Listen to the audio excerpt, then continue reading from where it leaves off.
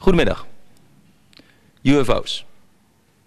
A very interesting subject. And we're today talking with Peter Paget. So we're going to do this in English. You probably know what UFO means. Unidentified flying objects. The flying saucers, the things people see in the sky, the strange sightings, the stuff you might not believe. But there are people, of course, who do believe UFOs are reality. Peter Paget is one of them. He's a specialist in the field. He wrote books called UFO UK and the Welsh Triangle, and he lectures frequently at conferences, even in Amsterdam. Peter, a question I always ask is, if you are a UFO specialist, have you seen one? Yes, I've seen a number over the years, because I've made it my business to place myself in locations where a flap seems to be going on at that time. You mean there's places in the world where there is more visitors than, say, in the heart of Amsterdam? Yes, these events seem to occur for limited periods of time when there is an intense amount of activity. There was one recently, for example, in Middle America. And then you will get numerous reports, maybe 3,000 reports in some 2 or 3 weeks from everyday people, all kinds of walks of life and professions. What is that? Is that a UFO conference from the extraterrestrials? We don't really know. I mean, we sometimes try to tie it up with what is happening. Is there some kind of potential seismic event, something that's going to happen with the Earth? There is often a military connection. There's sometimes a base which seems to be doing something rather sensitive, which seems to attract interest from these denizens from elsewhere.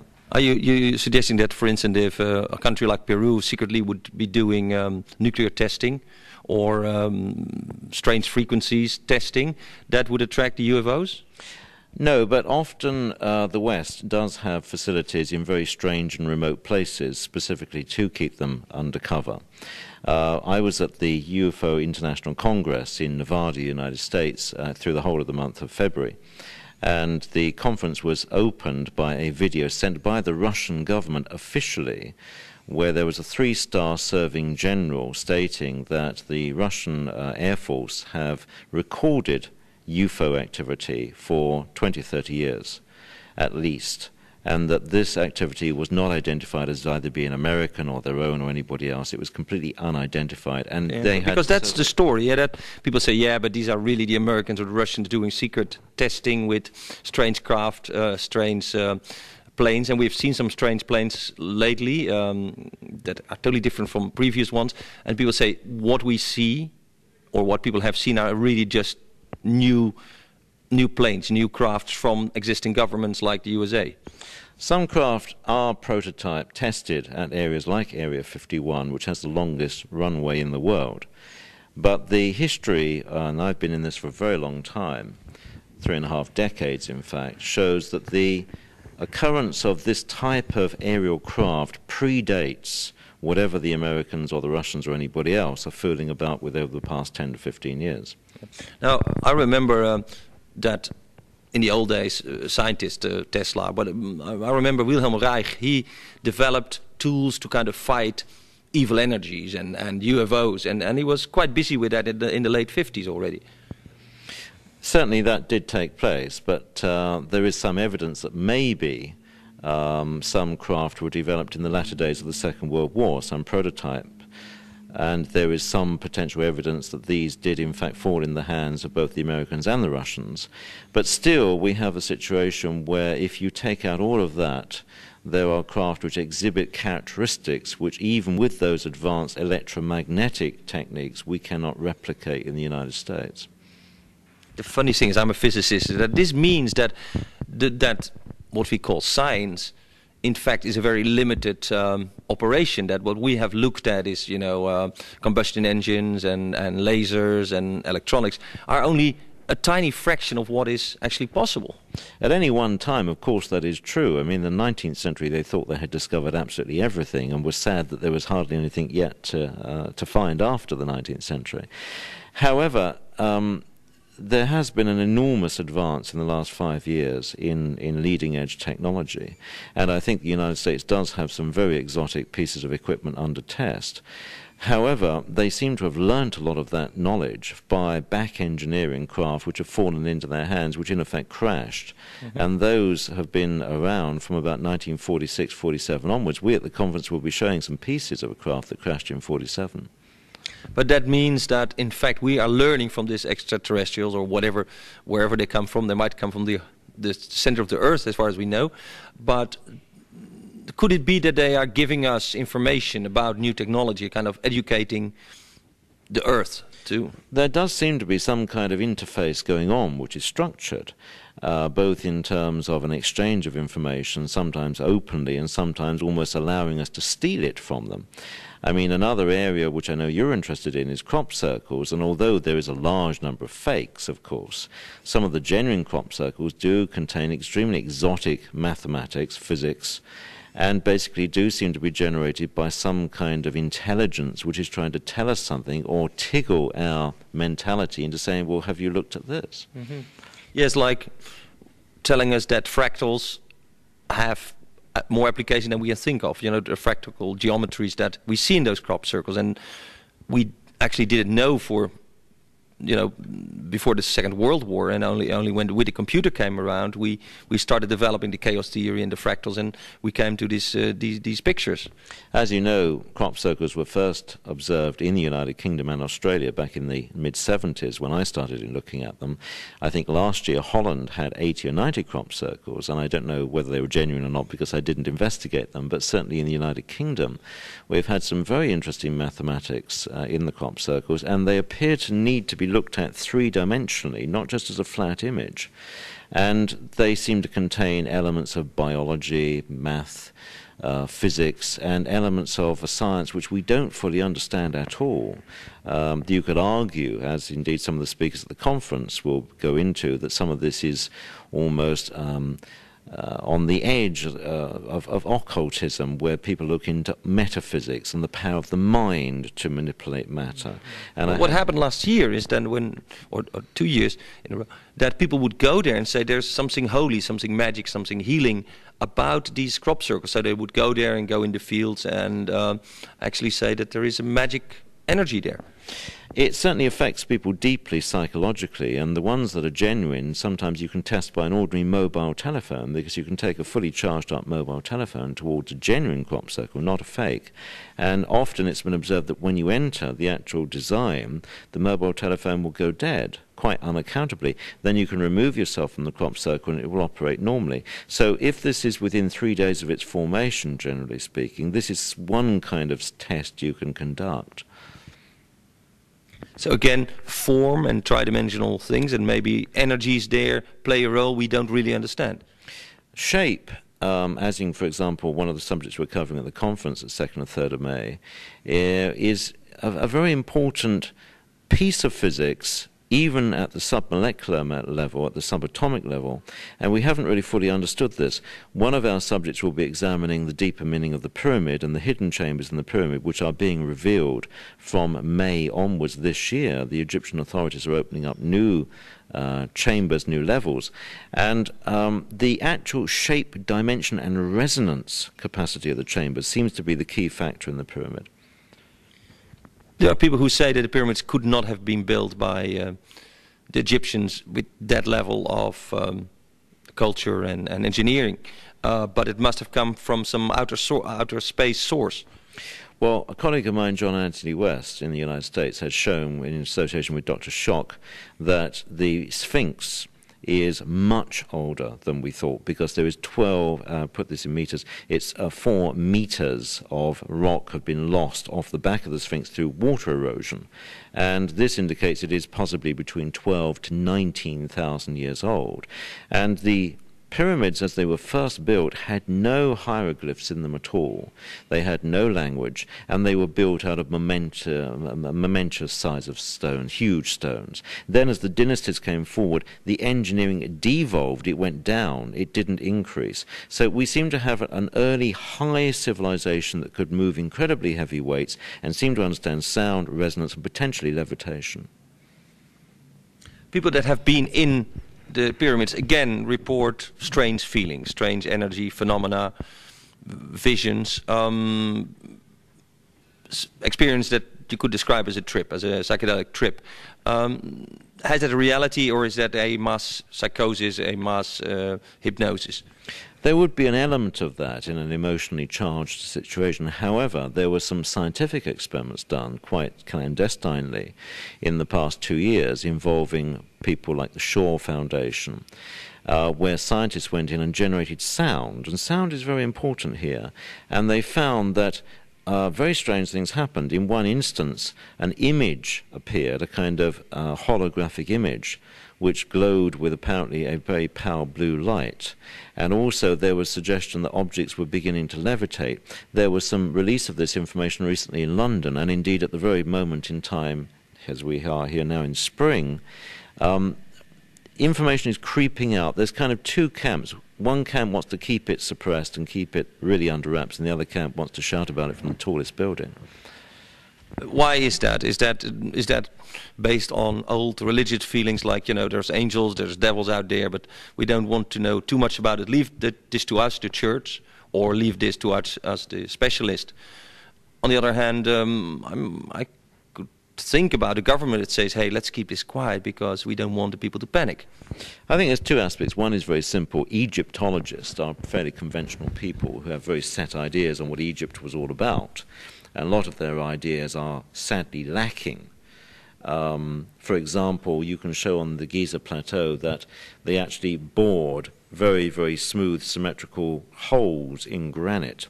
And they bored them at a phenomenal rate of speed, which you could not do even with a diamond drill. So they had some kind of advanced technology. The other situation is that, yes, there is an element of should very, very secretive information, which the Americans, the Russians, other people, the English have been investigating, which seems to have been held thousands of years ago. Should this be made public? What is the strategic significance? What is the interest of national security? In the end... What's the military use of this, you mean? The military use, well, I mean, the French, for example, did lots of acoustic experiments and produced an acoustic weapon. The Americans are currently in production of... That's pretty old. In the Bible we see that, I think Jericho was demolished by people going around and blowing horns and demolishing the city walls. So it's not very new technology, is it? We know the fact that we're probably not going to get this to sing, but if we could sing this frequency back to this glass, we're not going to get it to sing. If we could sing that frequency of that glass back to it, it would shatter. Mm-hmm. Some people can do that. We need a wine glass. Or we need some wine.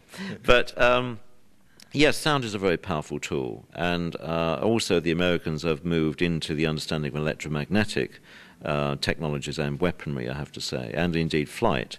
But most of this seems to be like they have seen craft, they have seen technologies demonstrated in the UFO phenomena, and they've said, well, basically, we acknowledge that this exists, as the Russians are now officially acknowledge that it exists, that it's been seen by official observers.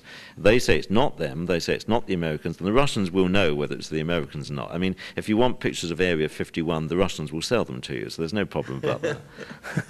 That's kind of funny, still a competition between the two. Still, we have seen films about seemingly authentic extraterrestrial beings that were later labeled fakes or not. What's the truth about all this? There is a hard core of communication and abduction and interface, which is unquestionably authentic. I was investigating abductions 20 years ago before Professor Mack, who wrote a very important book on it, had even heard of the word. And these people had no literature to read at that time about abductions, and yet their experience was precisely the same as recorded now, some 20 years later. But again, if you go and talk to a psychologist, or even look in the Bible, where Jesus went out in the desert for 40 days, and after 40 days he got visited by the demons, or the devil, and he had all kinds of strange visions. Now, if you talk to some people that take LSD, or people that have been in psychotic situations, they basically describe situations that are similar. They get into another situation, are given information, knowledge, wisdom, that they bring back. So the story of abduction as generally a person coming into another space, getting something and coming back is age old. Intuition and inspiration and hallucination is age-old, and indeed was used with hallucinogenic drugs even by the ancients. And indeed in Amsterdam, one should know about all of these things. However, I mean, with the people that I've interviewed, there were physical, medical conditions. There were operations that had been conducted on these people which had left evidence. There were implants which actually were covered in carotene. And carotene actually is a very interesting substance, because surgeons should make note of this. If you cover an implant, a metal, with carotene, the body won't reject it. Now, somebody had put those implants in those people, knowing that that medical phenomena would happen. We're talking about a massive body of physical evidence. We're way beyond in the United States, the United Kingdom, and wondering about whether the phenomena exist or not. We're now in the process of defining exactly what it's about. What it's about. And as you're aware, there's an enormous release of information, partly due to the fact that in America there's a 50-year secrecy rule, and in the United Kingdom usually a 30-year secrecy rule. And the Roswell and the Corona crashes, of which we do have some pieces at the conference, will actually now be coming out of their security. Officially and legally, people can claim that information to become public. Yes, the US Air Force conveniently lost a lot of documents, but there is too much out there now. Conveniently, you say on purpose. I know nothing. There was a congressional inquiry which subpoenaed the US Air Force to supply a lot of documents, and they had been... It usually happens about the Jewish gold, things got lost, and even in Holland there were lots of Jewish property, and then somewhere in the history it was just thrown away for good reason. Well, the old gag is the victors rewrite the history books, and the controlling power at any one time does seek, I think, to issue information which is politically correct and comfortable for people. And I can see that if, for example, in 1946, 1947, when this really blew up in the Americans' faces with these crashes, that just after the Second World War it was legitimately impossible to tell people that there was something flying around the skies which they could not control, which was vastly more superior to American air power. I think we've now come a long way. But then we come back to the story about the radio, who's the guy, Citizen Kane, the radio story about the invasion that frightened the whole of America.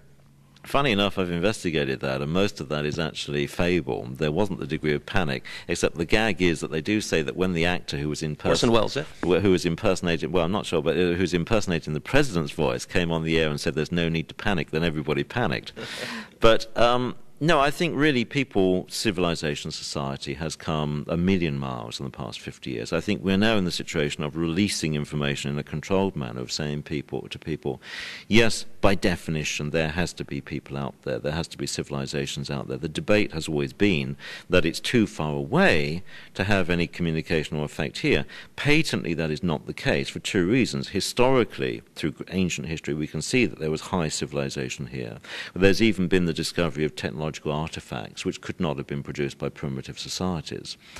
And also, through such fictional films like Stargate, we are introducing, I think, the idea to people is that the idea that you mechanically have to travel light years to the next star or three is not in fact the case. That in fact, as Lazar has said in the States, you can compress time into a kind of wormhole. You can pull the space together so that in fact you could get to the next star in a much shorter amount of time than one had originally thought. If time and space is not linear, and that's what Einstein said, and these days the Brown theorem about non-locality would mean that the story that information cannot travel faster than the speed of light is actually not true physically. We could get into a very interesting debate about astrophysics and theoretical physics, in which I also... Well, I've spoken also to those people, and they say, yeah, well, listen, the theory is now at this stage that non-locality means that we could do one bit at a time, and I've spoken with physicists and scientists like Paul Sirac and others who say, yes, we're in the process of sending a bit back 24 hours, one bit back in time. And if we can do one bit and we can play the casino in Nevada with that one bit for yes or no, we could make money. Everyone's trying to make money. The interesting thing about when you get into really serious, advanced physics is that the people working it actually are very open to strange phenomena because they know that the universe is strange. Nothing is as we originally thought it was as children. A straight line is not a straight line. Everything is curved. Things do drop into space at room temperature and drop out of space at room temperature. Atoms do appear and disappear.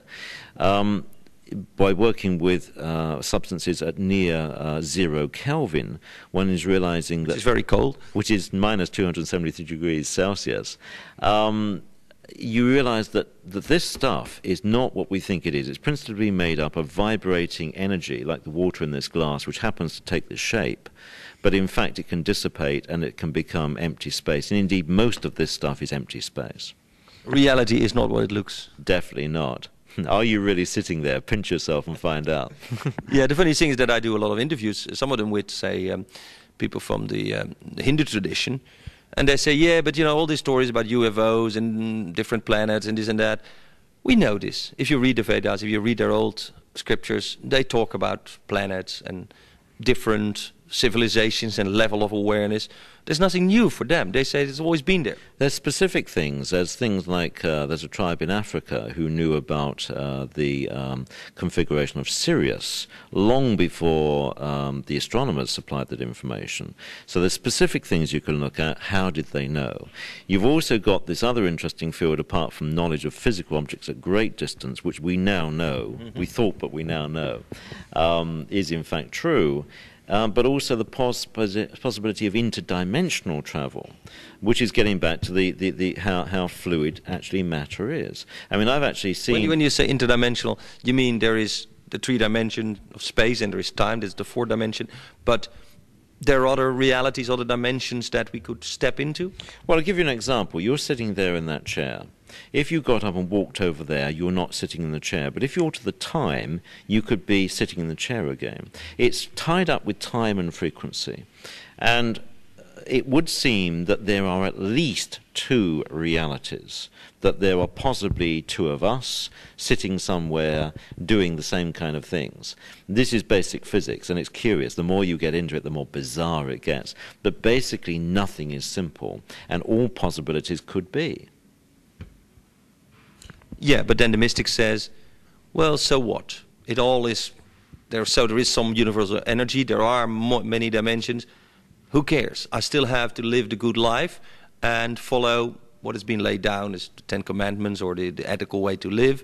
The old religious truth still holds. Well, this is why at the conference at the Artist Party Centrum, we are going in not into just the theory, but the actual applications. We're going into the culture, the music, the art, and also how it will affect the millennium, because we're coming up to this very important period in human civilization right across the world, where we're going to go through a catharsis, a metamorphosis event over a few years, which the whole of civilization will change. Our finances will change, our technology, as we know, is changing. Even the chips and technology in computers changes every 18 months. Everything in this studio will be out of date in 3 or 4 years' time. And therefore, we're moving at such a rate. Us too? I'm sure we're out of date already. We're out of date. We're dinosaurs. And that's why they send us out here, you see. We're expendable. And now, it's time to take off your mask, you mean? Yeah. The interesting thing is that whereas one would speak theoretically about all of these things, and there'd be great intellectual debate, and it would be very entertaining, which indeed the conference will be entertaining, but also it will have application in science. I lecture at university, and if you can say to students and PhDs and researchers, now look, this is a possibility, look in this area, don't say to yourself, this cannot happen, because it can happen. And most of the things that we are dealing with in ordinary technology around us today are fairly out of date. It's based on the kind of things we actually sort of knew about between the First and Second World Wars. And we've now got to take the lid off a lot of ideas, a lot of possibilities, which could completely revolutionize society and could, for example, hopefully cure. I'm also very clued up on ecology, and I've done work in ecological subjects and green subjects. It could actually solve many of the very serious problems which over the next 20, 30 years in the world we're running into with potentially a dying planet. Ecological problems. Now, for the past 5 years, people believed that the internet and the electronic highway would really solve all our problems, make life more economic, help whatever. we're over the top of that, we don't believe it anymore. So is there other technology going to happen the next century? I mean, what feeling do you have from what we see from these other cultures, these other civilizations, these other awareness, these other extraterrestrial beings? Is there a new direction that we have to look for? Well, let's deal with physical things. In the crashes of the late 40s, the Americans found exposure in what they recovered to fiber optics, lasers, optical computers, not electronic computers, but optical computers. They have just begun in the United States to develop optical computers using photons as opposed to using electrons. They're infinitely quicker. They are virtually indestructible, and they may even be holographic. Which means you're not tied down to one stratum, one layer of making a chip. You can... Yeah, and even simple things like most computers will list from one side to the other, but if you start in the middle and you list outward from the middle, you can actually cut the computer time in half. Now, I mean, simple things like this, which is, you know... Isn't that strange that in 10 years' time we got tied down to what I call Bill Gates' window on the world? We have to look his way, his fonts. Everybody knows his fonts, his way, his styles, the menus, the mouse clicks. We got to the point that we don't believe there's an alternative, but there must be. Bill Gates is a very clever man. Of course, he's British. There is always at any one time in a field, a discipline, or hardware, a person or a corporation who dominates. And PC is now dominating.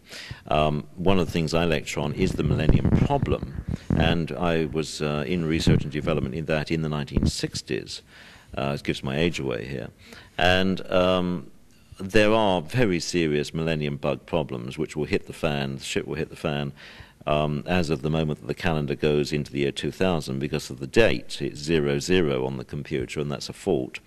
And we are predicting that not just... I'm a physicist. I find this so hard to believe. I can go for the story that in the year 2048, when you run out of 11 or 12 bits, and like in Unix, then you have a problem because you have to have another bit really to address the problem. But the year 2000 in binary numbers really doesn't mean anything. Well, it was the way the program was hung together, and it varies enormously per system and according to the way the software was written. Unfortunately, most of the people who wrote it, and I used to work with these guys and gals, are either dead or retired, so nobody really knows what they wrote. And don't you think there's a smart guy of the level of Gates who comes up with a little program that he will send to every computer to fix the bug?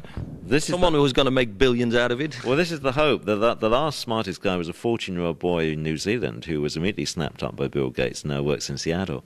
But the gag is that it's actually built in even to the hard wiring of chips. All I can tell you is what I'm told, all right? This is not just me talking, is that there was a major conference held on a boat, a cruise liner, steamed up and down for 3 days, where 600 IT experts got together. And they came up with two conclusions. The millennium bug is the most serious thing that ever would face such an industry. And two, don't tell very many people about it. But basically the ship... Well, they do, and they got, just in Holland, they said most of the research money and the promotion money for the electronic highway now goes to the millennium bug. And they admitted that all the subsidies that were given to companies for the internet had no effect. In fact, everybody's now saying the internet is not really the thing. Now, that's what I've been saying for 4 years. You guys are crazy. Data is no information. This is just a mind spin thing, a hype. And I say the same thing about this millennium. I've programmed a program for tax returns, stuff like that, on a Commodore 64 years ago. Man, I could change that date so easily. Yeah. Yeah, you're changing the interface date. You're not changing the machine language date. I don't want to get too technical. It does vary enormously. But I see this fear coming. It's like the UFO story. Now we have the millennium. Oh, yeah. Be aware, the millennium bug is there. I don't preach fear. I just try to look at information with great reality. And you think it's a serious problem? Well, the senior scientific advisor to Her Majesty's government thinks it's a major problem. Senior people in the United States think it's a major problem, and these are people with no particular commercial interest in saying such a thing. We predict that for about 8 weeks, 70% of the world's software and hardware could be down. Of course it's repairable, of course it's fixable. Let's have a big party. Well, that's what we're telling everybody. We're starting at the at the artist parties at the artist party centrum, and we're just going to carry on through. Peter, a few things that struck me. You say there's the Welsh Triangle.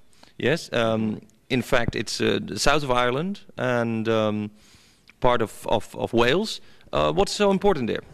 Well, that was written in 1978-79 and continued for a few years, and was focused actually on a very secret United States base which listened to Russian submarines. We were in the middle of the Cold War in those days.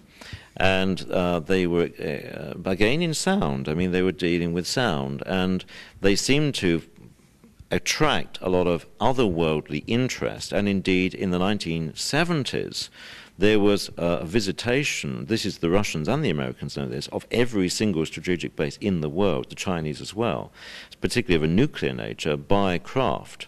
And I've seen military reports where craft entered a military base and disabled, actually made safe, nuclear warheads. And that worried the Americans and the Russians enormously, because the balance So of those guys out there know what they're doing. They know what they're doing. And what's more, the Americans are now beginning to understand how they did that, to the degree that nuclear recycling, in a civil sense, which is now an important problem, particularly for the Russians, could be made safe. And you have a radioactive material. It could be made safe, or at least lowered in its radioactive activity, or shorten the half-life by methods which we had no idea 20 years ago were possible. So, well, I was a physicist, and I actually have a patent on something like a nuclear power plant. But our justification for going on with nuclear research in those days and saying, "Let's, we have to go on," was most physicists realized we would put a burden on the world because of the existing, uranium and plutonium.